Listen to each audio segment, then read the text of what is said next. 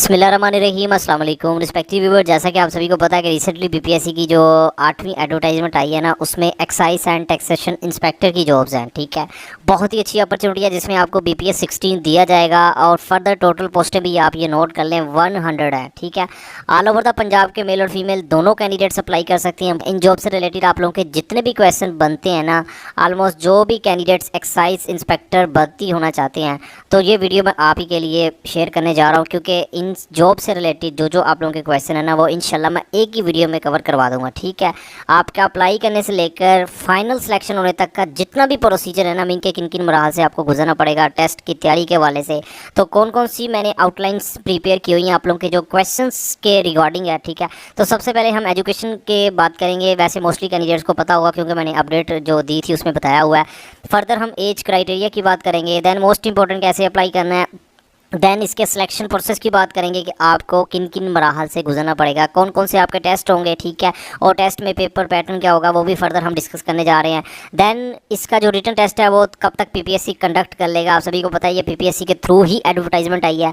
Then बात करेंगे इसकी सैलरी। अगर आप एक्साइज इंस्पेक्टर, एक्चुअली ये excise and taxation inspector post का नाम है, लेकिन ये थोड़ी सी स्पेस कम थी तो मैंने कहा चलेंगे शॉर्टकट लिख लेते हैं। ठीक है, तो सैलरी कितनी होती है अगर आप इंस्पेक्टर भर्ती हो जाते हैं। फर्दर फैसिलिटीज़ की बात करेंगे कि आपको कौन कौन सी फैसिलिटीज़, कोई प्रोटोकॉल भी दिया जाता है कि नहीं दिया जाता है। देन हम ड्यूटी की बात करेंगे, मीन के नेचर क्या होगी, आपने क्या काम करना है। फर्दर इसका मोस्ट इंपॉर्टेंट जो पहला टेस्ट होगा सिलेबस, उसका क्या होगा मोस्ट इंपॉर्टेंट। और देन लास्ट पर बहुत ही इंपॉर्टेंट जो आज की वीडियो का पार्ट है कि आपका जो सिलेबस होगा ना, रिटन टेस्ट करना है, उस सिलेबस को आपने कैसे कवर करना है, अब जो आपके पास टाइम ड्यूरेशन अप्लाई के बाद बचेगा। ठीक है, तो जल्दी से हम वीडियो को स्टार्ट करते हैं। तो सबसे पहले हम एजुकेशन क्राइटेरिया की बात कर लेते हैं। अगर आपने सिंपल 14 साल तलीम ग्रेजुएशन आपने किया हुआ ना, साइंस आर्ट्स किसी भी सब्जेक्ट में, तो आप एलिजिबल अप्लाई कर सकते हैं। फर्दर आपने बीएस ऑनर की भी किया हुआ ना, साइंस आर्ट्स बीएस फिजिक्स किया हुआ है, केमिस्ट्री किया हुआ है, ठीक है, तो आप एलिजिबल है। एमएससी की हुई है, आपने मास्टर किया हुआ है, एमफिल किया हुआ है, फर्दर आपने पीएचडी भी की हुई है ना,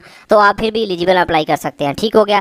देन इसमें एज की बात कर लेते हैं। एज इसमें मेल के लिए 30 ईयर्स और फीमेल के लिए 33 ईयर्स एज रखी गई है। ठीक हो गया। अप्लाई आपने कैसे करना है, ये सिंपल आपने ऑनलाइन अप्लाई करना है पीपीएससी की ऑफिशियल वेबसाइट के थ्रू।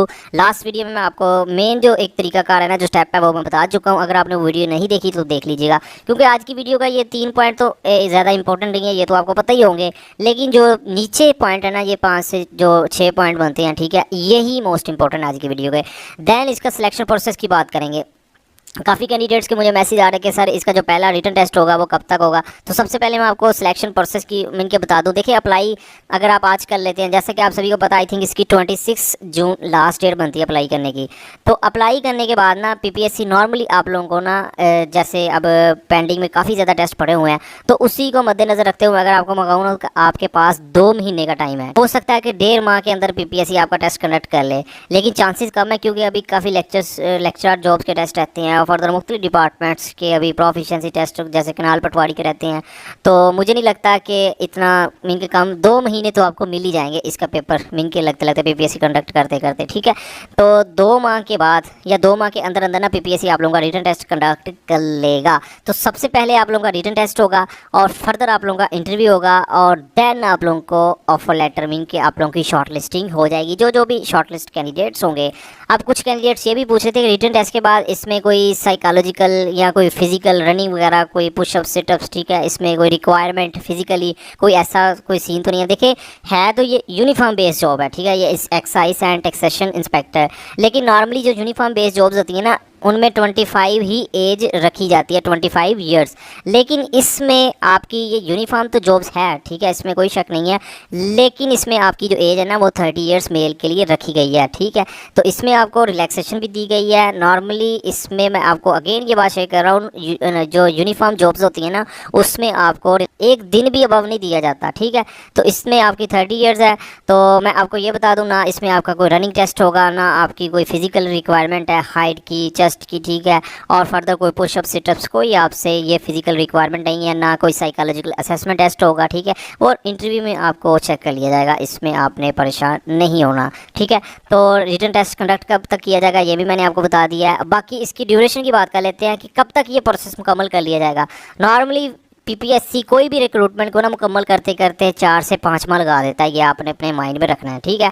तो 5 माह तक आप लोगों की शॉर्ट लिस्टिंग मिल के ना लग सकते हैं फाइनल होते होते, ठीक है। तो देन हम सैलरी की बात कर लेते हैं। अगर आप एक्साइज एंड टैक्सेशन इंस्पेक्टर भर्ती हो जाते हैं तो आपकी सैलरी कितनी होगी। देखिए, जैसा कि आपको पता है कि एक्साइज एंड इंस्पेक्टर जो की जॉब्स हैं ये ग्रेड 16 की जॉब है, गजटेड जॉब्स हैं, प्रोविंशियल बेस्ड जॉब्स हैं। इनके कोई फेडरल जॉब्स नहीं है। जैसे फेडरल में आप लोगों को डबल इनके कुछ अलाउंसेस भी, एक्स्ट्रा अलाउंसेस मिलते हैं, लेकिन ये प्रोविंशियल जॉब्स हैं। इसके बावजूद भी आप लोगों की सैलरी 50,000 से बिलो नहीं होगी, 50,000 से अबव ही होगी। लाइक 55 to 60 के राउंड अबाउट आप लोगों को ना स्टार्टिंग सैलरी इसमें दी जाती है।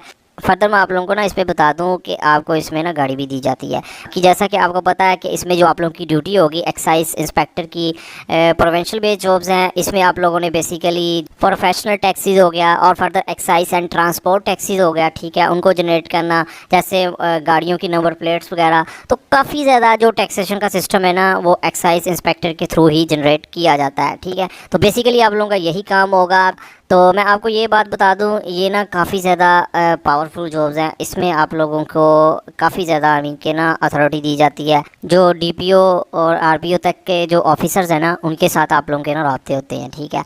और फर्दर इसके अलावा मैं आपको इसकी प्रमोशन भी बता दूं कि इसमें आप लोगों की ना एक्साइज इंस्पेक्टर के बाद ग्रेड 16 के बाद आप लोगों को direct grade 17 like deputy director ENT excise and taxation officer, ठीक है, और फर्दर डायरेक्टर तक भी आप लोगों की प्रमोशन हो सकती है, ठीक है। अगर आप 10 to 12 ईयर्स में 10 से 12 साल इसमें एज एक्साइज इंस्पेक्टर सर्व कर लेते हैं तो काफ़ी पावरफुल जॉब्स हैं। अगर प्रमोशन के अकॉर्डिंग देखें, अगर हम सैलरी के अकॉर्डिंग देखें, तो देन हम इसका जो मोस्ट इंपॉर्टेंट है सिलेबस की बात करते हैं। फर्दर मैं आपको बताता हूँ कि आपने इसको कैसे प्रिपेयर करना है। तो जल्दी से मैंने जो नेक्स्ट स्लाइड बनाई हुई है उसमें आप लोगों को बता दूँ कि इसमें जो सिलेबस होगा ना ऑलमोस्ट 10 सब्जेक्ट बनते हैं, जिसे हम वन पेपर MCQs कहते हैं।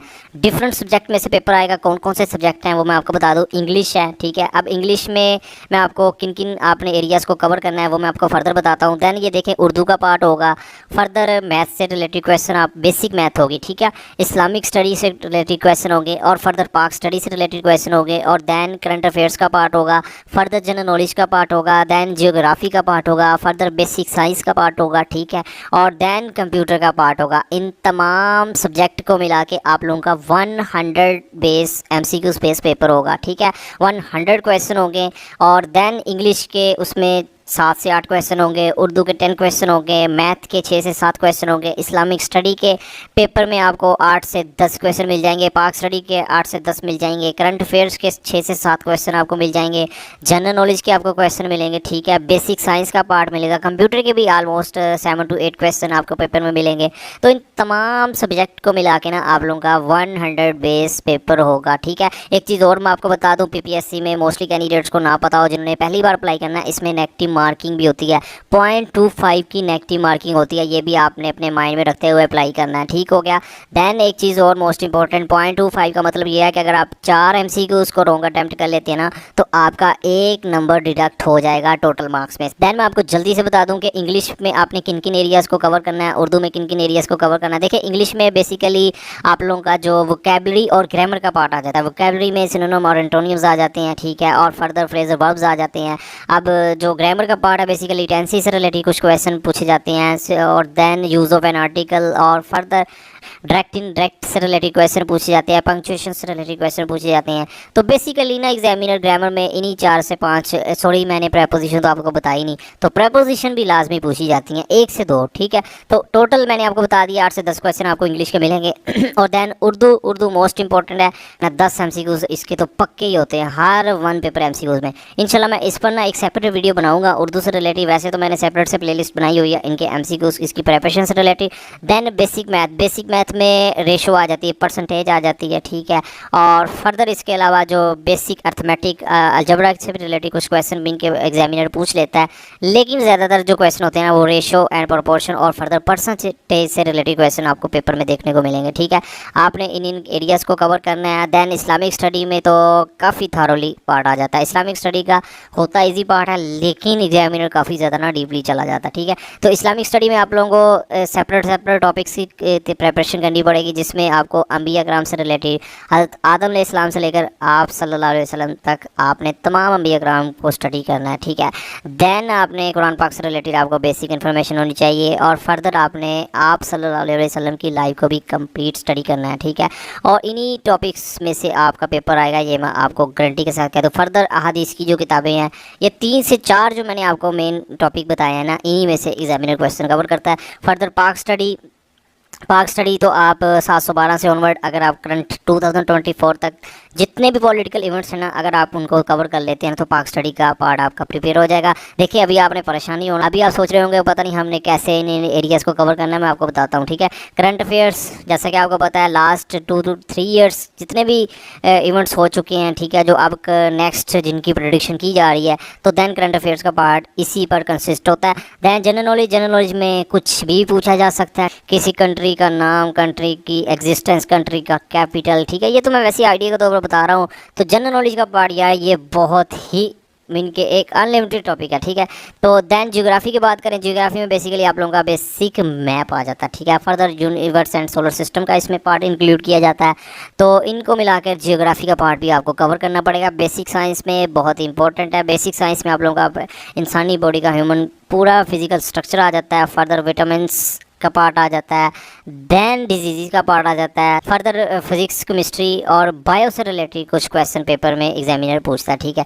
तो इन्हीं टॉपिक्स में से आप लोगों का बेसिक साइंस का पार्ट आएगा। कंप्यूटर में बेसिकली जो मैं आपको बता दूं, कंप्यूटर का वैसे तो कंप्यूटर का ओवरऑल अगर हम देखें, फिजिकल स्ट्रक्चर आपको पता होना चाहिए, कंप्यूटर की जनरेशंस का आपको पता होना चाहिए, और देन आपको कंप्यूटर की शॉर्टकट कीज, ठीक है, जो भी आपको पता नहीं। लेकिन एग्जामिनर ज़्यादा जो टच करता है ना, वो आपका MS ऑफिस कवर करता है। MS ऑफिस में आपको MS वर्ड से रिलेटेड ऑलमोस्ट हर क्वेश्चन आना चाहिए, मीन कि आपको बेसिक नॉलेज तो होना चाहिए सर, अगर हर क्वेश्चन ही आपको आता।